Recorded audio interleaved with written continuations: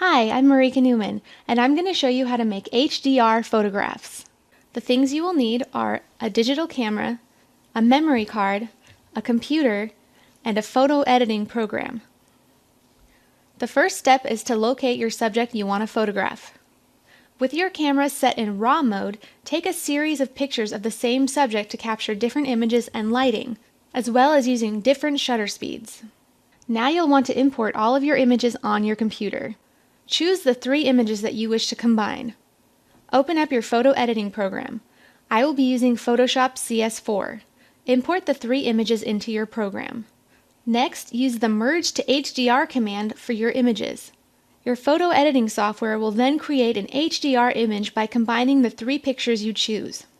Now preview your final HDR image to make sure it's the way that you want it. Make any other adjustments to the photo and save a copy on your computer. And that is how to make HDR photographs.